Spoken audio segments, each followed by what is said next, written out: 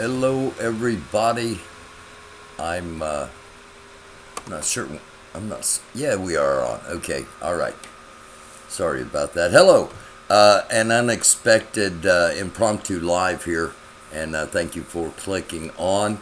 As you can see from the title, in case you have not heard, former President of the United States, Donald Trump, has been removed from the ballot in the state of Colorado by a decision from the Colorado Supreme Court. And we're going to be discussing what that means and what it doesn't mean. And we're going to begin tonight with the bookmarks on the X scroll, formerly known as Twitter. The first tweet comes from Bill and just reminds everyone to stay in school. As we said, main reason we're on breaking news, Colorado Supreme Court has just ruled, this came in a few hours ago, ruled that Donald Trump is disqualified from serving as president under the 14th Amendment. What does this mean? What does it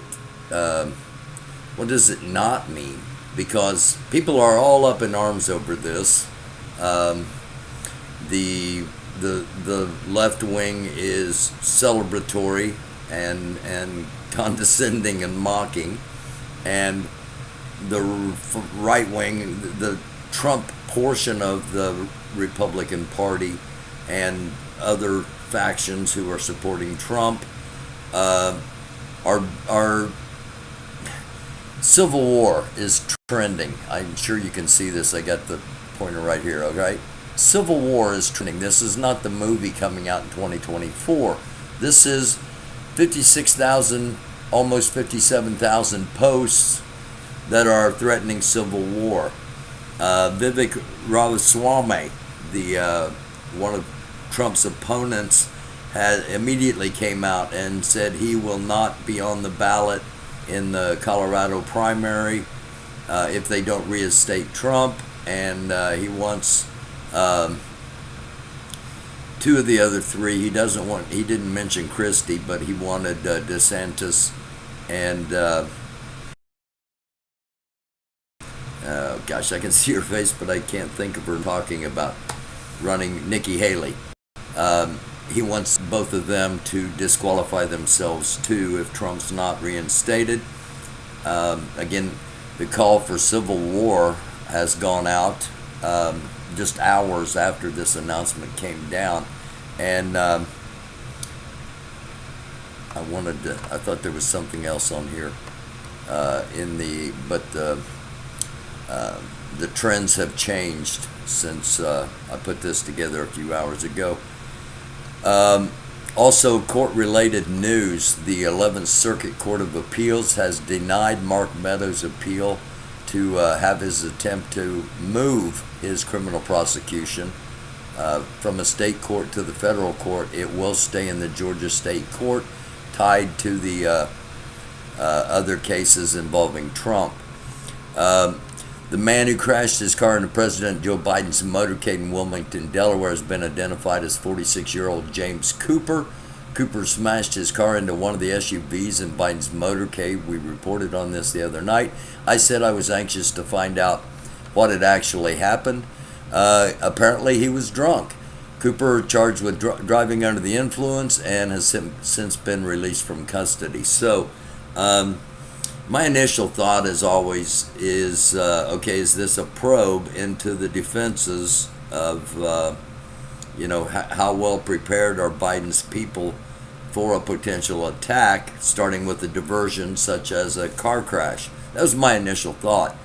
Not the case. According to officials, driving under the influence, just made a bad decision at a bad time, and he's going to be charged. He's going to be charged with driving under the influence and has since been released. Okay, that's the only charge he got.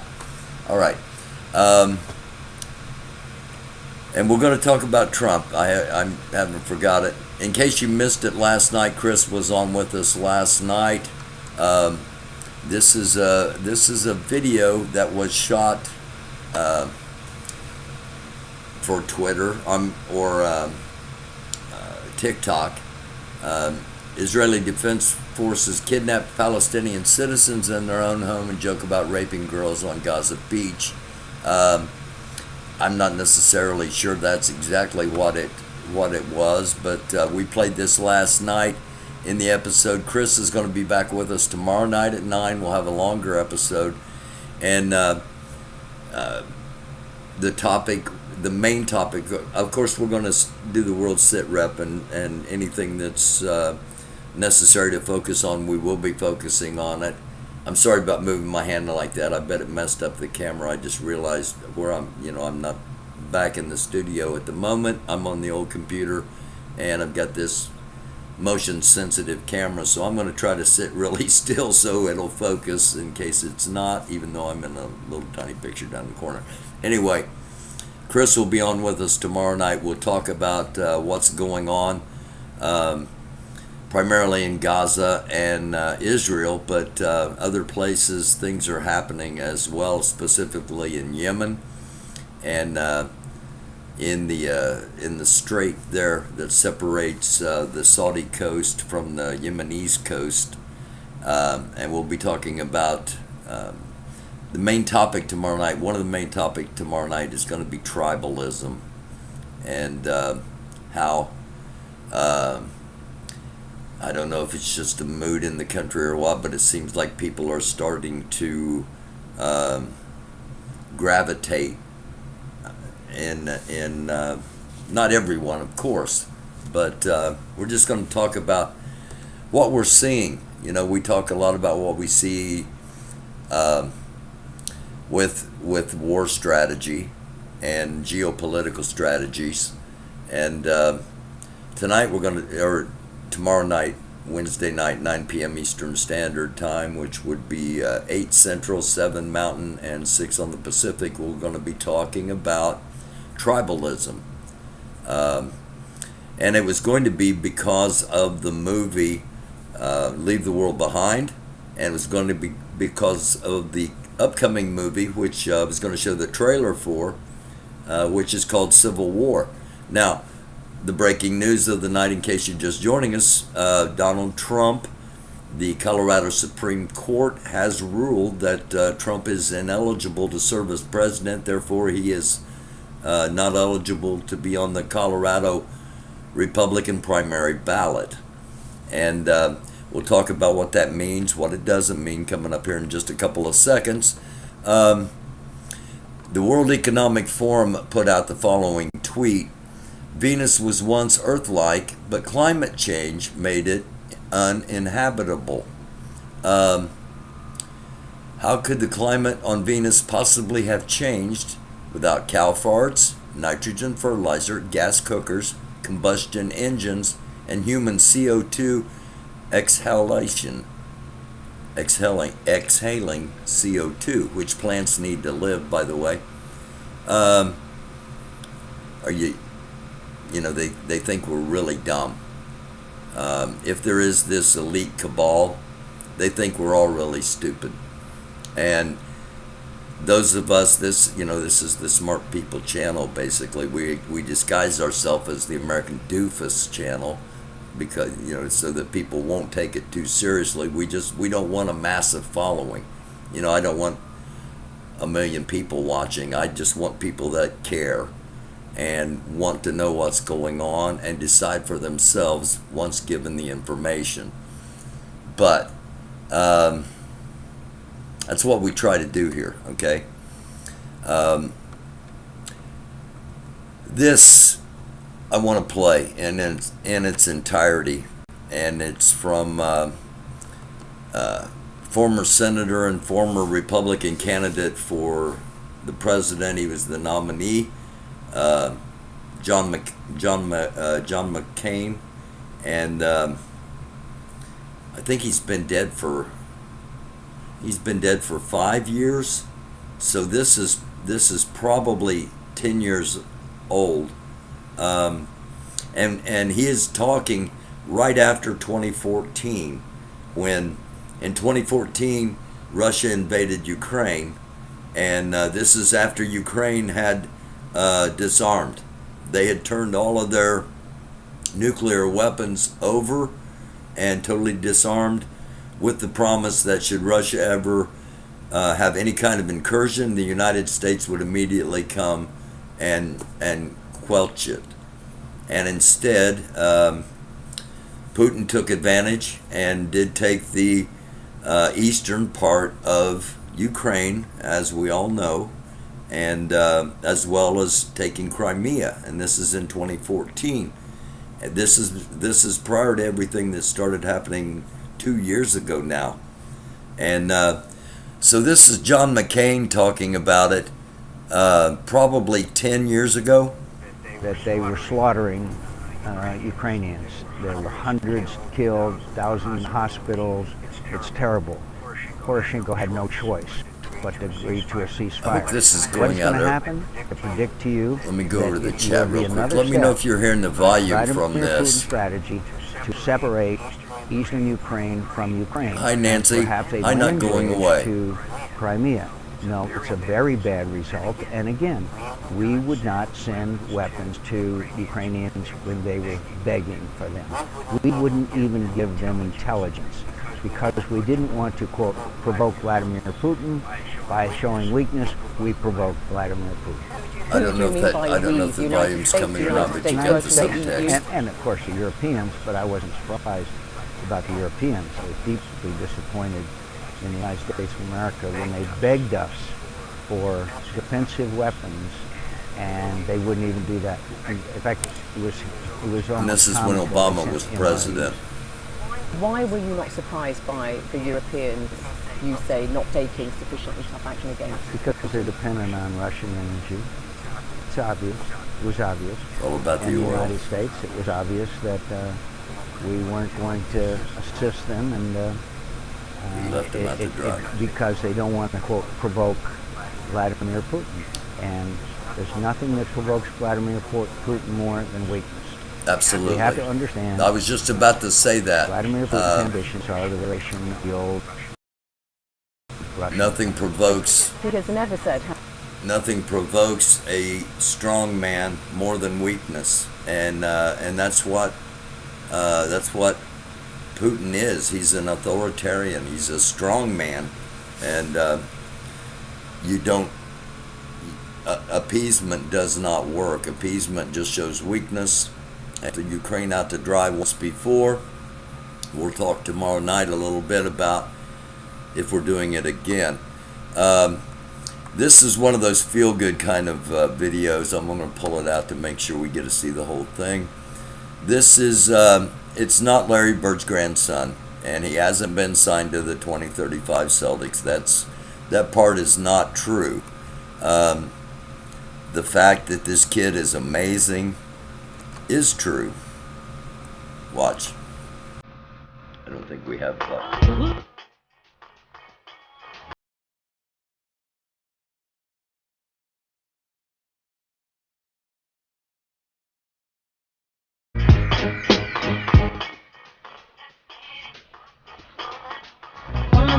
Oh, yeah, I don't want to get a copyright, so without that, you can hear the music in your head now.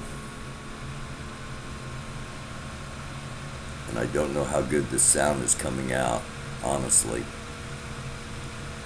Again, I wasn't planning on doing this tonight. Just kind of put it together once the Trump thing came out.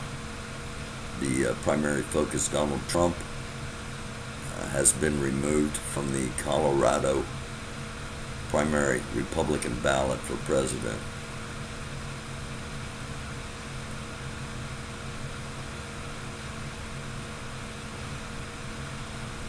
And if you've ever seen little kids play basketball, you can appreciate how amazing this kid is. Of course, it's a clip of highlights, but nonetheless, you got to be able to see the skills.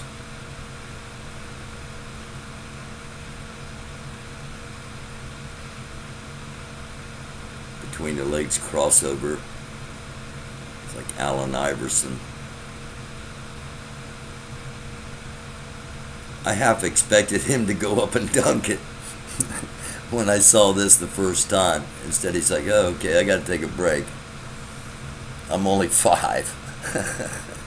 What do you want?" So that's our little bit of lightheartedness in tonight's episode. And again, I'm not going to be on here very long. Chris and I will be back tomorrow night, beginning at 9 p.m. A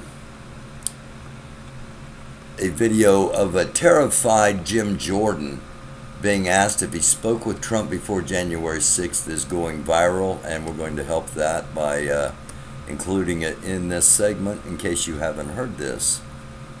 And again, I hope the audio comes through on this. Actually, I want to make sure the audio comes through, so I'm going to do a little bit of engineering here. You're not going to hear me. I'm going to unplug the mic here for a few moments. That's not going to work because if I unplug the mic, let's see if I can do it on this side.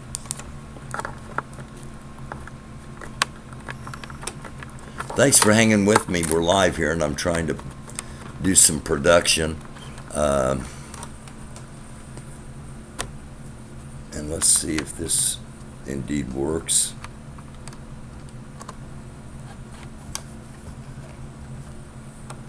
On January 6th, did you speak with him before, during, or after the Capitol was attacked?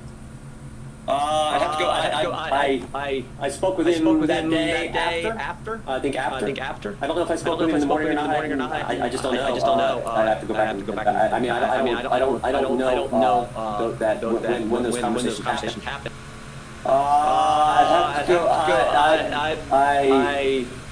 I spoke with him that day after. I think after. I don't know if I spoke with him in the morning or not. I just don't know. I have to go back. I don't know. On January 6th, did you speak with? So that's. I hope that came through. That is. I'm gonna have to remember to do that because what's coming through my earphones, my headphones. Isn't clear, so I'm hoping these other videos are. Otherwise, I'll take this down and redo it. But thank you for clicking on. Former Vice President at Pfizer, Dr. Mike Yenden, says, quote, "You have to be brave now," end quote. He said, "We're in the middle of the biggest crime in history." I'm not going to be able to play him because of the audio problems I think we might be having, but we'll read. "You have to be brave now. We're in the middle of the biggest crime in history. It's global. It has the intent of control, removing everybody's freedom, and will involve killing further millions, if not billions, of people. It is long planned," according to Dr. Mike Yenden. And he goes on to finish by saying, "If you comply with this tyranny, it will end with the loss of your liberty and probably your life. That's what's going to happen if you and everybody else choose to do nothing at all." So, former vice president at Pfizer, and I don't know what that means. I don't know if he was vice president of the vaccine division, if he was vice president of the, new discovery. I don't know. But again, we're just giving you some things to think about. And I want to play this from former President Jimmy Carter. I'm going to have to try to hook up the speaker again and put it up here near the mic, so I'm in hopes of getting the best audio I can. Again, we're doing this live, so this may disappear if the quality totally sucks on it, because it's not about the bells and whistles, it's about the message, it's about the information. This is actually, let me mute this and catch it from the start, because this is a YouTube short from TikTok, so I can't pause it and run it back. But while we're waiting here a few seconds, I think I've spoken my admiration for Jimmy Carter numerous times. His wife passed away recently, and I don't like politicians because of their party. I like good people who are politicians regardless of their party. And this is a good man here. So let me pause it. This is an area that's occupied by two powers. They're not completely separated. The Palestinians can't even ride on the same roads that the Israelis have created or built in Palestinian territory. The Israelis never see a Palestinian except the Israeli soldiers. The Palestinians never see an Israeli except at a distance, except the Israeli soldiers. So within Palestinian territory, they're absolutely and totally separated, much worse than they were in South Africa, by the way. And the other thing is, the other definition of apartheid is one side dominates the other. And the Israelis completely dominate the life of the Palestinian people. Why don't Americans know what you have seen? Americans don't want to know. The word apartheid is exactly accurate. Americans don't want to know. I think he's correct.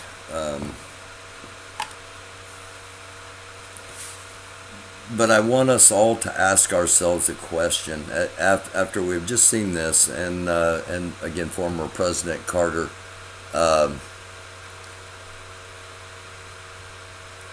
Hold on, where do I need to go here? There. All right, that's what I didn't have the video on. My apologies. Jimmy Carter on Israel apartheid, and I hope you heard what he was saying, and that he ended with, Americans don't want to know, and I don't think a lot of us. I've kind of been studying the area. And of course, Chris has visited the area and trained there, and I don't think a lot of us are cognizant of the situation that was going on there before October the 7th. We became aware, the world became aware of the plight of the Palestinians and the situation of the Israelis. We started paying attention on October 7th as a world. Some of us have been watching this and talking about it. We've had Chris on now we're going on 4 years that Chris and I have been doing shows. And, for a while there was like we'd have him on every once in a while when situations warranted. And now we're in a place where with Ukraine, Russia, with China, Taiwan, with North and South Korea, Japan, with Gaza, with everything that's going on, potentially China and India, with threats to the United States, both foreign and domestic. We do this 3 times a week now. Now we're in the holidays, so Chris will be on tomorrow night. Then he won't be back on until next Wednesday, and then the following Wednesday, and then we'll be back to our regular. And of course, if something incredibly significant happens, we'll hop on here, or I'll hop on and contact him and see if he's available. I want us to all, I got a little bit of a sidetrack, but bringing it back around, I want us to all ask ourselves, we view this. And I want everybody to view it, with your own, get the information and form your own opinions. That's the whole purpose of this, is because there aren't a lot of places left that are doing this. Okay, um, is resistance warranted if you're oppressed? And we just heard Jimmy Carter say that they are more segregated and more controlled. And this, again, this was obviously years ago. So let's make the assumption that the Israelis were and are and have been suppressing the Palestinians in the West Bank and in Gaza. And they've been doing so for a long time. And what happened on October 7th was a move of resistance. It's enough is enough. We're doing this to show you that we're sick of what you're doing. If you look at it that way, is resistance and is what happened warranted? And you take all the hyperbole out of it, all the things that were thrown in, the beheading of the babies and all that kind of stuff that in the fog of war, truth, or in the time of war, truth is the first casualty. You see propaganda from all sides. We've shown you stuff on here that you're not going to see in your normal news outlet, whatever it may be. And, people talk about the liberal media. Look at the ownership of the media. The owners of CNN, the owners of Fox, the owners of the networks, the owner of Twitter. These are Republicans. So if it is a liberal media, then who's making sure that happens? Okay, hold on. I believe it still exists. I want to stop that. Palestine, the name that does not go back 3. Okay. Actually, you know what? Since we're here, I'm going to turn his volume down so it doesn't come through so rattly, and we can just because I did want to show this. What he says is the Palestine of today does not go back 3,000 years, my friend. And Chris and I have been talking about this, that both sides claim the land is theirs because of biblical ties, and neither side is correct, and I know that's nuanced and complex. We're not going to get into it tonight, but we're not the only ones that are talking about this, just so you know. And before I finish up with Trump and a tease for tomorrow night, another story I want to just touch on. Somebody had told me about Minnesota redesigning their flag and it looking like a Middle Eastern flag. This is the flag, and I don't know if I can make it smaller, or hold on. Crap. Again, we're live, sorry about this. Well, this isn't going to work. And there we go. I'm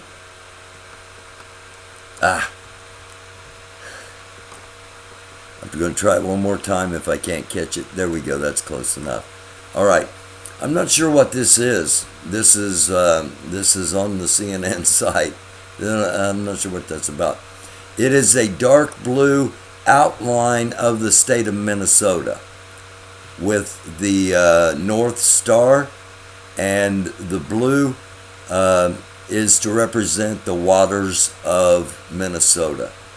So there are a lot of conspiracies going on about that. This is this official. Again, this represents the North Star. The dark blue is an outline of the shape of Minnesota, and the light blue represents the land of 1,000 lakes, or 10,000 lakes. Sorry about that, Minnesotites. So, let me go back to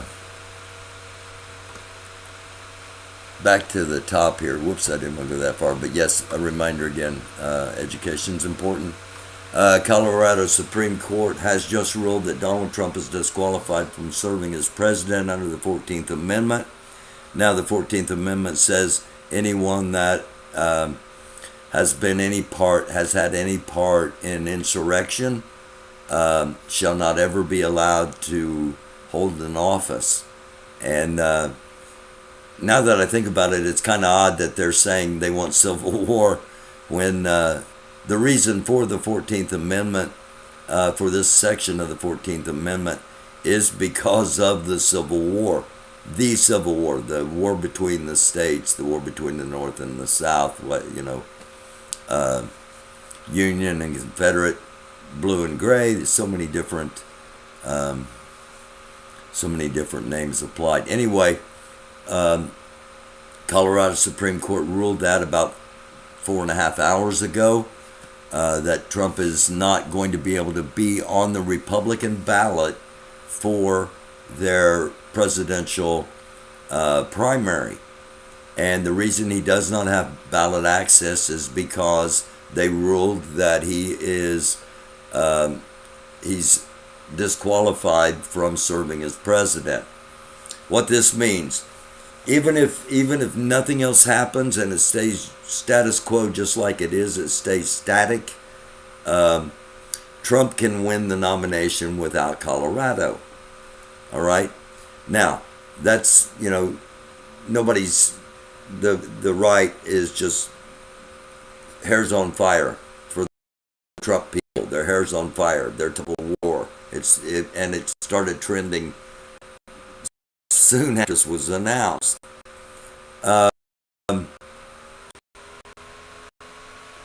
First question asked is, will the United States allow a relatively small percentage of the populace to force something against the court's will? I'm going to be monitoring Colorado over the next 48 hours, as well as everything else, because this has the potential of becoming a flashpoint. People show up demanding that he be on the ballot at gunpoint. Hope that doesn't happen. Hope everything stays online, honestly, and it doesn't go IRL. It doesn't go out into IRL in life.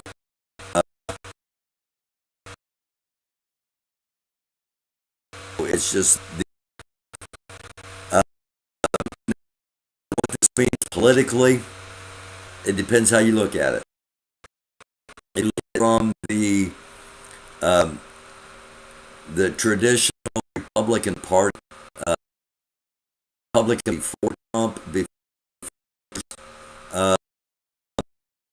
at the core Republicans, if you will. Trump is not going to win a general election. The independents, the actual people that determine the vote, you got 30% Republican, 30% Democrat. That's 60. You got 40 in the middle. Those of us in the will determine the vote, because we don't vote straight party ticket. We don't vote straight tickets where you just go in and go D or R. Those 30% do that. The middle's where the vote is decided. If Trump is in prison, you can almost guarantee the 30% are going to have their hair even more on fire, that are the Republican Party, and everybody else is going to say there's no way we're voting for, even if we don't want to vote for this, we don't have any other choices, because getting on a ballot is hard. Getting on a presidential ballot, you talk about Cornel West and Bobby Kennedy Jr. and others that have tossed about the idea of running for president as an independent. None of them have ballot access. None. At this time, none of them have ballot access. You're going to go into, we're 4 weeks away. It is the 19th. We are 4 weeks away from the first act of voters determining who the nominees for president are going to be. And for the hardcore that are not Trump, that think Trump will be disastrous for their party, and they don't always say it publicly, but they exist, and they're in a lot of state party positions. This sets a precedent, all right? Any other state that was thinking, we might just, the best thing to do might just be to get him off the ballot and make it look like, well, we had to do it, and try to get as much political cover as possible while trying to make him go away. Okay, the Liz Cheneys, the Kissingers, Chris Christie, probably Pence in his private. If Mike, if you happen to be watching this, peace to you, and go run a university or something. And I mean that with all due respect, Mr. Vice President. Anyway, it sets a precedent for states that may want to take that position. It also makes Trump double down. Now, will they take this to the U.S. Supreme Court? Normally, the Supreme Court does not rule on such things, overruling state jurisdictions, especially on things like ballot access, unless it has a potentially much wider and larger impact than this would, which is just about one person. Now, Jack Smith has already kicked the ball into the Supreme Court's court, if you will, on Trump by requesting the Supreme Court rule whether Trump has immunity or not. It's the Supreme Court are on a slippery slope at the moment. Now, if they come back and say Trump has immunity, then there's no use any prosecutions going forward. And it's a loaded, most of the majority of them are behind Trump. So that is what, that's what you could expect. If this goes to the Supreme Court, the case we're talking about here now in Colorado, if it goes to the Supreme Court and the other case has been decided already and ruled, you will know how the Colorado case is going to come out. So a lot of things behind the scenes that aren't getting talked about that will impact the 2024 election. Again, the first act of that election, first voters making their voices heard, will come up in 4 weeks, the second week of January. They're going to be a caucus and a primary in January, and it rolls quickly from then on. Hopefully enough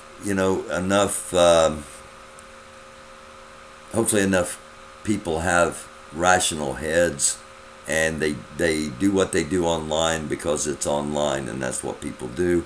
And again, they don't take it out into the real world. But the next 48 hours, let's keep an eye. I'm going to keep an eye on Colorado and what might be happening there. And I showed you earlier that I don't know if it still is or not, but I showed you earlier that they've changed the trends, and the Civil War had 57,000 and some posts on it, and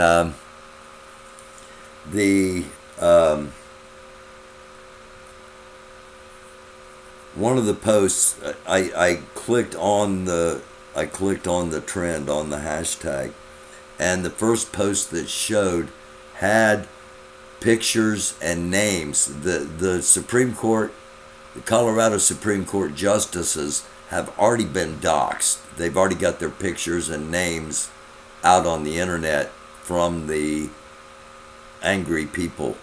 So again, my hope is that it doesn't go into the real world. The anger that is lit up the internet, and it has, and those of you that are on here quite often know what I'm talking about. But the and I didn't change it back over. Here's where we're supposed to be. I just realized I had you on the Minnesota flag the whole time. Sorry about that. Again, I wasn't planning on being here. And a lot of things. This decision tonight by the Colorado Supreme Court could potentially put a lot of things into action. I mean, their names, their pictures are public records, of course, but they're not known to the public, not like they will be now, that they're going to be all over numerous sites on the interweb, and that's how things happen in 2023.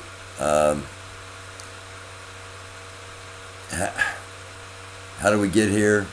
Where do we go from here? We're going to talk tomorrow night. As I said, Chris is going to be on at 9 o'clock tomorrow night. And we're going to talk, the main topic for tomorrow night is going to be tribalism. You know, hang on, is this, okay. It's going to be tribalism. The idea that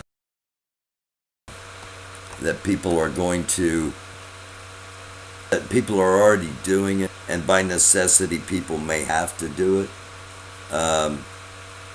Whereas movies like Leave the World Behind and places like here that talk about, you know, we need to work together. That's kind of one of the messages in spoiler alert, in Leave the World Behind. It's that to survive, we're going to have to coexist, right, and make sure that, you know, we don't want to unlive anybody. But that's not how the majority of people may behave, that have no idea what may be coming and are not mentally, emotionally, physically, or spiritually prepared for what may be around the corner at any time from a numerous set of circumstances. Hopefully nothing ever happens. I bring this up because we're going to be talking about tribalism tomorrow night. Boston Mayor Michelle Wu shows off photos from the, quote, electeds of color, end quote, holiday party after defending the gathering and calling it a special moment. Now, if you're aware of what happened, Boston Mayor, she hosted an event last Wednesday showcasing all the smiling government officials of minority backgrounds at the, quote, no rights, end quote, gathering. We're going to talk about this tomorrow night. And another thing we're going to talk about tomorrow night. Rashad Mendenhall, he is a former NFL football player. And this is just a still from the Pat McAfee show. Shout out to Pat McAfee. He uses the term doofus, which he uses doofus with two O's in a bad way, and not with two U's like we do here. So that's the DUFUS is a good version of doofus, and DOOFUS is a bad version. Anyway. Rashad Mendenhall said, "I'm sick of average white guys commenting on football. Y'all not even good at football. Can we please replace the Pro Bowl with an all-black versus all-white bowl so these cats can stop trying to teach me who's good at football? I'm better than your GOAT, G-O-A-T, greatest of all time. So this has, as you might imagine, that the last two things I just pulled up have caused, as you might imagine, a lot of stir on the internet as well, as far as, if somebody has an all-white event, it's racist. So why is it okay to have an event without whites and have a no-white event? Is that not also racist? That conversation's out there. The idea of when I was in sports and music, that's where I kind of got introduced to different cultures, different concepts, different ideas. College, of course, part of that. But it seems like,